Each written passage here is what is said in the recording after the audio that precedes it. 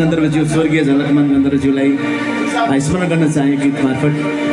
हे बरै आमैले सोध्देन खै छोरा भन्देन। एउटा यो गीतको पृष्ठभूमि भन्नुपर्दा एउटा लडाईँको मैदानमा छातीमा तातो गोली थापेर अन्तिम सास गन्दै गरेको एउटा जवानले एउटा सन्देश आफ्नो परिवार साथीभाइलाई सुनाइदिनु भनेर भनिएको छ। यो गीतको शब्दहरूमा यहाँले गौर गर्नुहोला। स्पेसली आज भाउजूको लागि यो म डेडिकेट गर्न चाहन्छु।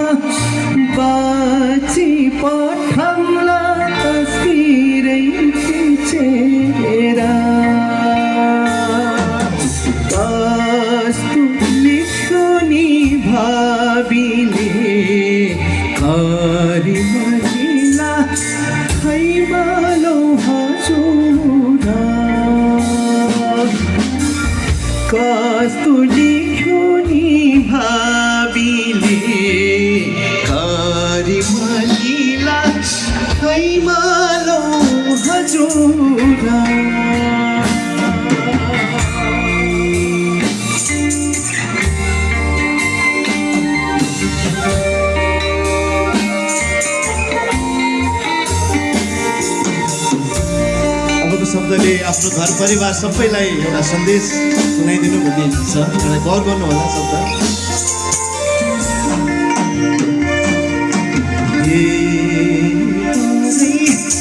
बाबाले सोध्छन् नि खै छोरा भन्ला रन चित्तै छ भन्दिए।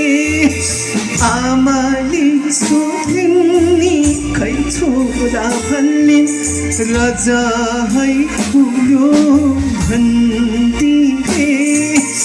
दाजैले सोध्छन् नि खै भाइ भन्ला अंशै बढ्यो भन्दिए।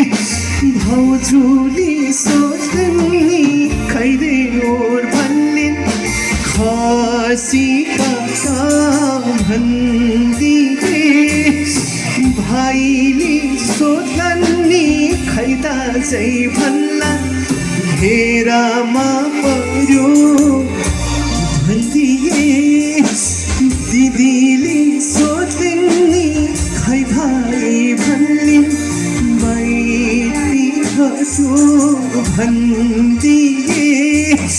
बहिनीले सोध्छन् नि खै दाजै भन्लिन् चोली भक्यो भन्दिए। छोराले सोध्छन् नि खै बाबा भन्ला टोपी छिख भन्दिए। छोरीले सोध्छन् नि खै बाबा